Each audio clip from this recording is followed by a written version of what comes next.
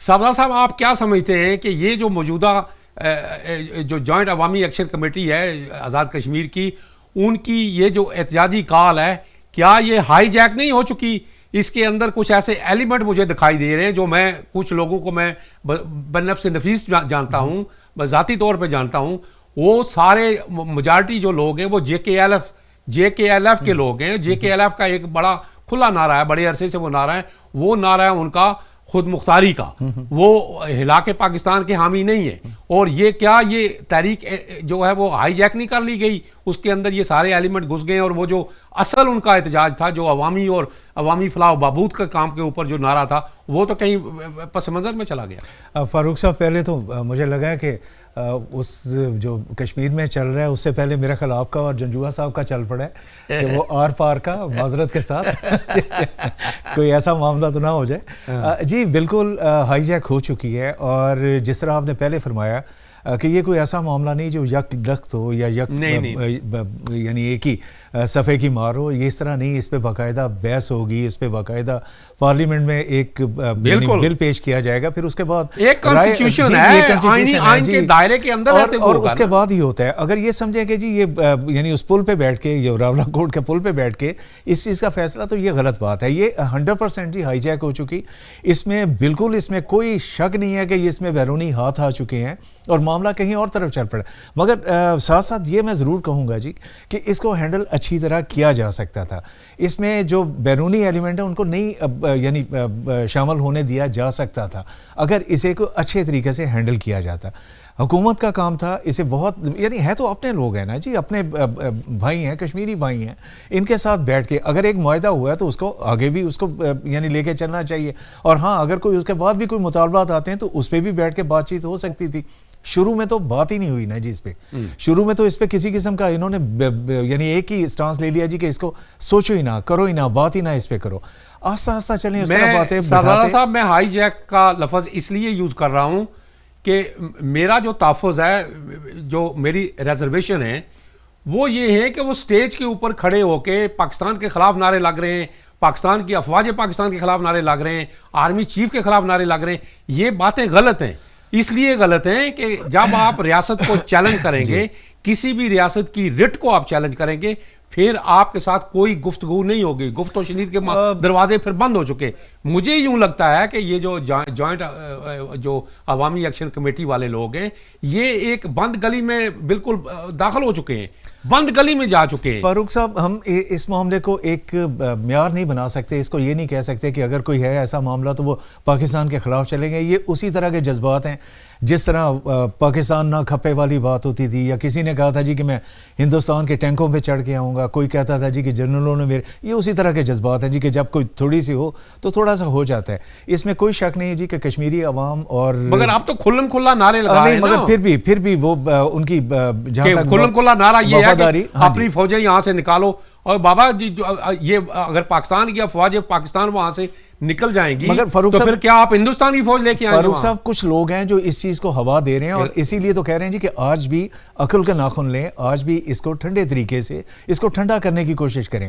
آج بھی حکومتی جو یعنی جو اس کے جو بیٹھنے والے ہیں، جو کرنے والے ہیں، ان کو چاہیے کہ ان کے ساتھ بیٹھیں. یعنی آپ ایک کمیٹیوں تک نہ رہیں، آپ خود اس میں آئیں، شامل ہوں. اس میں جو اکابرین ہیں ان کو چاہیے جی شامل ہوں اور اس کے مطالبات کو جو ارباب اختیار ہے، جو جی ارباب اختیار ہیں، اختیار ہے، جن کے پاس اختیارات ہیں، ان کو چاہیے جی کہ اس میں آئیں اور آ کے اس چیز کو حل کریں. ابھی تک آنکھیں بند، کیونکہ معاملہ شاید ابھی صرف ایران کی حد تک چل رہا ہے. ایران کو سارا ہم نے ابھی سلجھانا ہے جی. ابھی شاید معاملہ اپنے گھر کا، جو اب پورے پاکستان میں آواز اٹھ رہی ہے نا جی کہ آپ اپنے گھر میں پہلے آرام سے ہوں گے تو پھر آپ کی سفارتی کوششیں جو ماشاءاللہ ایک تاریخی کام ہو گیا. اور یہ جو معاملہ ہے صرف کشمیر کی حد تک نہیں ہے، یہ کے پی کے میں بھی ہے، یہ سندھ میں بھی، اور خاص طور پہ بلوچستان میں. ان کو بھی دیکھنا ہے، ان کو بھی حل کرنا ہے. اور باقی میں جنجوعہ صاحب سے معذرت کہہ سکتا، جنجوعہ صاحب، یہ کشمیر کی روایت ہے. یہ جب بھی یعنی کوئی برسر اقتدار پارٹی جب دوسری کوئی آتی ہے تو یہ فوری طور پہ سارے اپنے آپ کو اپنا ریٹ لگاتے چلے جاتے ہیں. اس میں صرف یہ کہ پی ٹی آئی کا نہیں ہے جی. آپ دیکھیں پیپلز پارٹی پوری کی پوری گئی ہوئی ہے، مسلم لیگ گئی ہوئی ہے، اور یہ کوئی ایسی بڑی بات نہیں ہے جو آج ہوئی ہو، ہمیشہ ہوتا ہے. فنڈنگ کی بات ہے، دیکھیں وہ بھی میں یہ کشمیری کہہ ہیں رہا ہوں کہ اگر یہ سارا کچھ ہوتا ہے تو پھر 12 ارکان کے اوپر الزام کیوں؟ نہیں، مگر جو فنڈنگ کر رہے ہیں وہ بھی کشمیری ہیں جی. اگر وہ اپنے گھر کو چلانا چاہتے ہیں تو اس میں کسی کا دوش نہیں ہے, کسی کا قصور نہیں.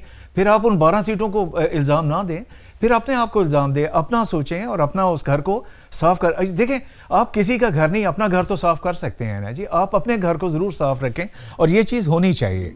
شاہد صاحب یہ آپ کیا فرمائیں گے کہ ابھی یہ جو سناریو بنا ہوا ہے, جیسے وہ لوگ راولاکوٹ کے اندر بیٹھے ہوئے ہیں اور جو ان کی زبان ہے مجھے اس پہ بڑا اعتراض ہے, جو ان کے جو نعرے ہیں ان پہ بھی مجھے اعتراض ہے. میں نے اس لیے بار بار یہ لفظ یوز کیا ہے کہ یہ تحریک جو ہے وہ پہلے تو جب چلی تھی عوامی فلاح و بہبود کا کام تھا, ان کی ڈیمانڈ بھی بڑی عوامی تھی, ان کے مطالبات بڑے ٹھیک تھے. ایون دو میں اس بات پہ بھی اگری کرتا ہوں کہ 12 سیٹوں والا معاملہ بھی حل ہونا ضروری ہے. اس لیے ضروری ہے کہ میں اب 76 سال میری عمر ہے, میں نے ہمیشہ دیکھا کہ یہ 12 سیٹیں ہی وہ آخری فیصلہ کن ہوتی ہیں. جس کی حکومت ادھر ہوتی ہے پاکستان میں, جو وزیر اعظم میں 12 سیٹوں میں سے 8-9 سیٹیں تو ان کو پنجاب میں سے آسانی سے جیب میں, جیسے کسی نے کہا کہ وہ 9 سیٹیں تو میری جیب میں ہیں, یہ رانا ثناء اللہ کے لفظ ہے. تو یہ کام ختم ہونا چاہیے. اگر آپ اپنے علاقے کے اندر جمہوریت چاہتے ہیں, فلاح و بہبود چاہتے ہیں, ترقی چاہتے ہیں, تو پھر لوگوں کی آواز کو سنیں, لوگوں کے مسائل سنیں, لوگوں کو ان کا جو پاور ہے اس کو ڈیولوشن کریں, لوگوں کو پاور دیں تاکہ وہاں تعمیر و ترقی کا دور ہو سکے.